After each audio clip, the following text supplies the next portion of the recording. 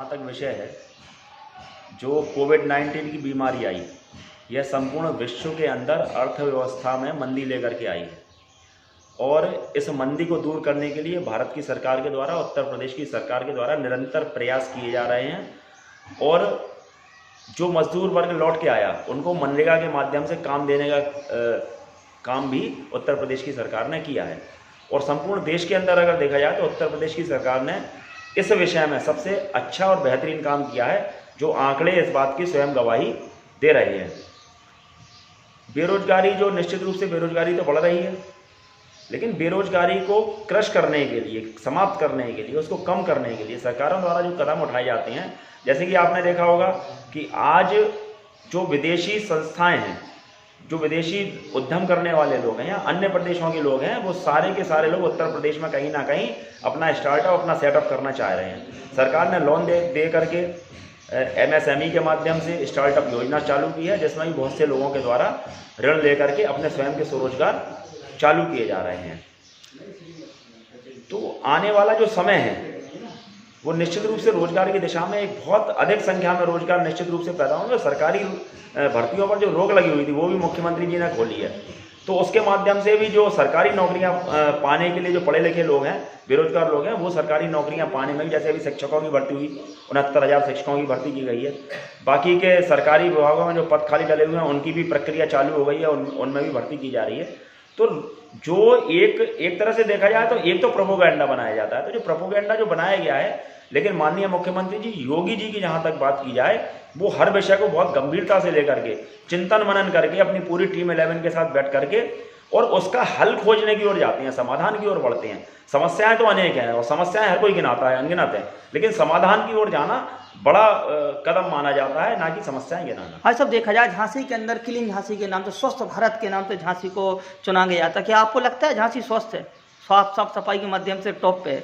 नहीं, आज की तिथि में अगर देखा जाए तो जगह जगह कूड़े के ढेर लगे हुए हैं झांसी के अंदर जी। और झांसी के जो नगर स्वास्थ्य अधिकारी हैं, बहुत लापरवाह किस्म के व्यक्ति हैं। वो तो घर के अपने ऑफिस के बाहर ही नहीं निकलते हैं कहीं विजिट करने के लिए, ना ही देखने जाते हैं। पराली जलाने की बात है, किसानों के लिए कहा गया पराली जलाई जाएगी और तो किसान के ऊपर 151 की कार्रवाई होगी, शस्त्र लाइसेंस निरस्त होंगे। लेकिन आप देखिए जो बड़ी बड़ी औद्योगिक यूनिटें लगी हुई हैं, जैसे कि पारीछा डैम है, पारीछा का जो थर्मल पावर है उससे जो प्रदूषण हो रहा है, वो पूरे बुंदेलखंड में पराली जल जाए उससे ज़्यादा एक दिन में प्रदूषण हो रहा है। क्रैशरों के माध्यम से कितना प्रदूषण हो रहा है, उन पर किसी प्रकार की कोई रोक लगाने का काम नहीं किया जाता है। सरकार की नीयत अच्छी है, सरकार ने मशीनरी उपलब्ध कराई है कि पराली को आप बिल्कुल सिरे से काट दें, लेकिन जो जगह जगह कूड़े के ढेर जल रहे हैं, वो रासायनिक जो उसमें से जो गैसें निकलती हैं वो और ज़्यादा खतरनाक है। जैसे कि आप यहीं पर किसान बाजार के बगल में ही देख लीजिए, रोज कूड़े के ढेर में आग लगाई जाती है।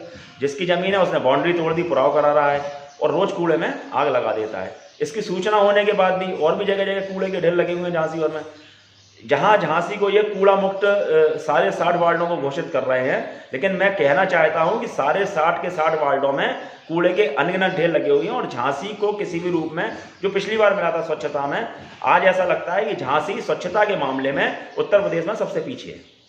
सर, जो आपकी टीम निर्धारित काम करती है, आखिरकार कौन सा मूवमेंट चला रहे हो प्रेजेंट के अंदर, जो आपके निरंतर आप और आपकी टीम कार्य कर रही है?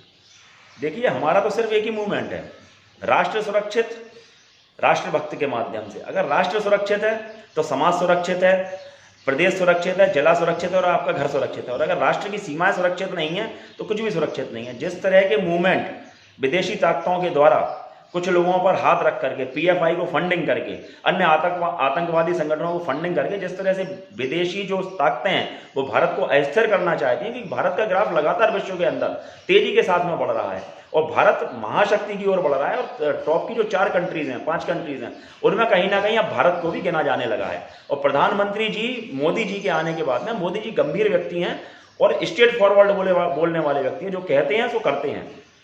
तो इसलिए उथल पुथल है कहीं ना कहीं देश के अंदर और लोगों को लग रहा है कि अगर ये जम जाएंगे तो लगता है 50-60 साल तक इनका शासन चलेगा और विकास की गति तेजी के साथ में बढ़ रही है। यह सभी जो विपक्ष के लोग हैं वो भी मानते हैं, मोदी जी की तारीफ करते हैं, परंतु क्या करें, मजबूरी होती है कि जब वो मीडिया के सामने आते हैं तो उन्हें विरोध में बोलना ही होता है। 2022 में क्या लगता है आपको, बदलाव होगा?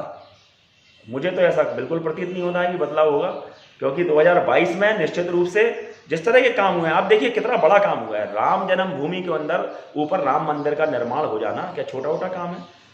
जिस मंदिर को 528 वर्ष पहले मीर बाकी ने ढा दिया हो, वहाँ पर इस संपूर्ण विश्व के अंदर, वेदों के अंदर लिखा हुआ है कि अयोध्या संपूर्ण पृथ्वी की, संपूर्ण विश्व की प्रथम नगरी है और सरयू पहली नदी है। तो आप ये बताइए, जैसे हम लोगों से पूछा जाता है, आप मान लीजिए आपके पुरखे कहीं के रहने वाले हैं और आपसे पूछा जाता है आप कहाँ के हो, तो आप यही कहोगे, अगर आप किसी जिले के हो तो दमोह का नाम लोगे जहाँ के भी होगे, लेकिन आप प्रेजेंट में झांसी रह रहे हैं तो आप झांसी का नाम नहीं लोगे। इसी तरह से जो मनुष्य सभ्यता है उसकी जननी अयोध्या नगरी है। अतः इस संपूर्ण विश्व का मानव कहीं ना कहीं उनके पूर्वज अयोध्या से जुड़े हुए हैं और अयोध्या के माध्यम से ही मानव समाज का विस्तार हुआ है। तो इसीलिए हम लोग कहते हैं कि प्रत्येक व्यक्ति हिंदू है। उसके कहने के पीछे तात्पर्य हम लोगों का यही है। धन्यवाद।